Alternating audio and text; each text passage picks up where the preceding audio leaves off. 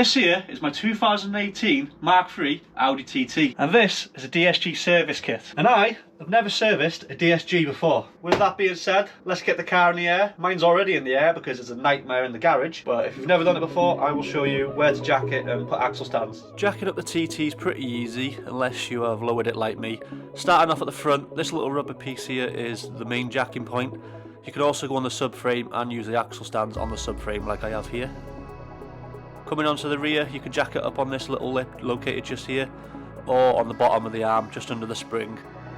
Now you know where to put the axle stands and jack the car up. One thing I will say, because we're doing an oil change, same with any oil change, the engine, the Haldex, the car needs to be level, so it's going to take 4 axle stands to get the car up on all 4 corners. Before we do get into this job, I'm going to talk a little bit about the tools we need. You're going to need a 14mm Allen socket, a 24mm socket for the filter, 8mm Allen socket, this is for the fill collar. You'll need a torque wrench, a DSG oil fill tool, this can be a pump type or the gravity fed one. You need a scanner, so you can use OBD11 or a snap-on scanner like I have just here. You're going to need an oil pan, axle stands, a jack of course to get the car in the air, and you need to catch the oil, and you're going to need ratchets and extensions. As far as I know, that is all you need for this job. The DSG service is due around 40,000 miles. My car's currently on 48,000, so I am quite a bit overdue. And when you come to fill the oil back up, you're going to use the scanner to check the temperature of the oil. It needs to be between 35 and 45 degrees C, and roughly it takes about 5 to 5.1 litres, but don't quote me on that, it might be different, depends how much comes out of yours. So now we come to some of the torque specs for the actual filler cap for the oil filter. 20 newton meters for that. The plastic fill collar, which I'll show you after when I take it out, that goes back in hand tight. And then the actual oil pan bolt, which you'll get a new one of in the service kit, that goes to 45 newton meters. Abby will give you a quick look at everything just if you want to take screenshots.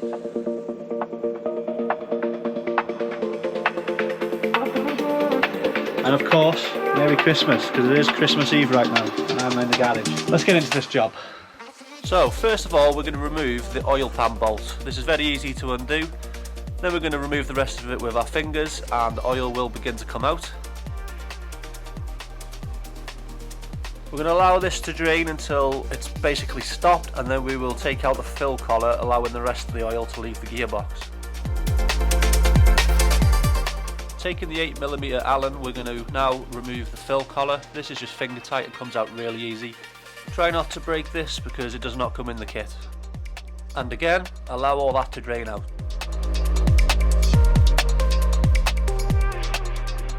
Right, while that's draining, we're going to go ahead now and take the 24mm on an extension and a ratchet, and we're going to replace the filter. Removing the filter is pretty straightforward. Take a 24mm socket with an extension and a ratchet. Remove this until you can do it by hand, so now I can do it by hand. I'm going to unscrew it, lift it out, try not to spill oil all over the gearbox. Now I've got it out, I'm going to remove the old filter into an oil pan so I don't make no mess. And then finally tip out any of the old oil into the pan. Taking some brake cleaner, I'm going to clean the inside of the fill cap. This is just to get any of the old stuff out, and then taking a cloth I'm going to dry it off just to make sure it's fully clean. Taking a pick, we're going to remove the old seal, chuck that to the side and then replace it with a new one that comes in the filter pack. Now pop in the new filter, then from the oil filter housing take a bit of the old oil and rub it around the seal just to lubricate it up so it allows it to seal nice. Pop that filter back in, screw it up, and then set your torque wrench to 20 newton meters and torque it up. So this is the piece that's underneath the pan bolt. This is plastic. I did not get a new one of these in my kit. You can buy these. They just go back in hand tight. It came out literally. I screwed this on my fingers and it came out. So you put this in and then you use this to set the level, I think, basically. I'm not entirely sure. Obviously it goes up this, and then once it's too much it comes out of the hole at the top there. I'm guessing that's how it works. This will be going back in a minute once we're fully drained. This just goes in hand tight. So that is the plastic fill collar that I was on about. Now that the oil has finished draining, we're going to put our fill collar back in hand tight.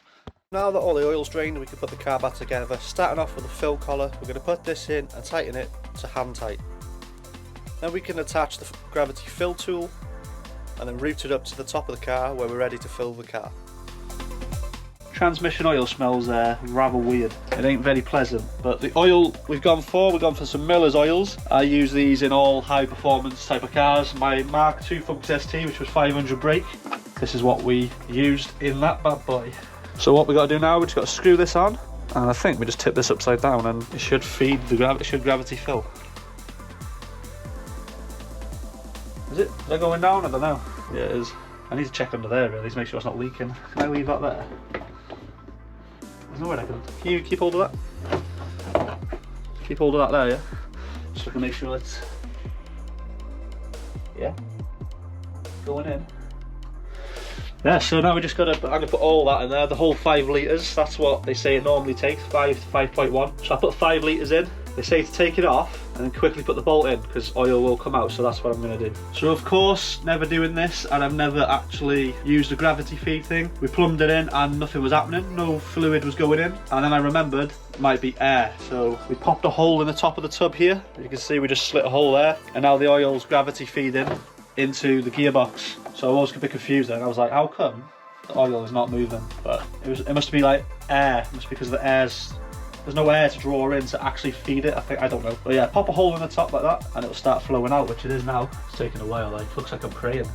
We'll get there eventually. 1 eternity later. Still going. Well, the 5 litres is in. We've put the other litre in. That come with, obviously it comes with 6 litres, so we're just going to put it all in because whatever's not needed will come out when I set the level. So I've got it all, I might as well use it all. Just takes a while. So I've put 6 litres of oil in, now it's time to put the oil plug in. Removing the tool and quickly replacing it with the plug, try not to let the oil out. Screw this up just so it's snug.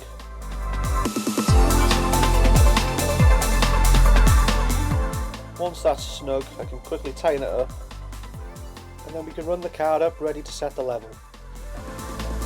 Right, we're going to take the scanner now, see what the temperature of the gearbox is. I checked it before I started the job, it was like 13 degrees, but we're looking for 35 to 45. So once it gets about 34, I'll jump out the car and then we'll set the level underneath. Just here we have transmission. We're going to identify that, and then what we're going to need to go into is data, and then from there it tells you everything about the gearbox, all your actual positions and everything, clutch temperatures. But we're looking for transmission fluid temperature, and as you can see here, mine's currently sitting at 17 degrees. So with that, I need to start the car up and get it up to temperature. I'll catch back with you when we're at the right temperature to check the oil.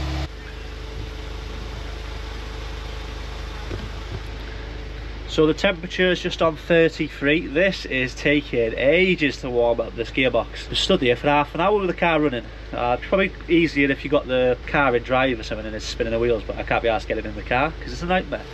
Right, we've just hit 35 on the snap-on machine. So we're going to go under and undo that bolt on the bottom. Let the oil drain out. Well, I'll cinematic now and you'll see. Now that the transmission fluid is up to temperature, we're going to remove the bolt. Let the oil drain. Of course I put too much in, which as you can see here, a lot of it's coming out. Eventually it'll stop coming out and it will come to a slow drip, as you can see here. Once it gets to there, put the oil drain plug back in, tighten it up, and then of course we'll need to set the torque. Set the torque to 45 Newton meters and then torque up the bolt. Finally, we're going to take the brake cleaner and a rag and clean the underneath of the gearbox.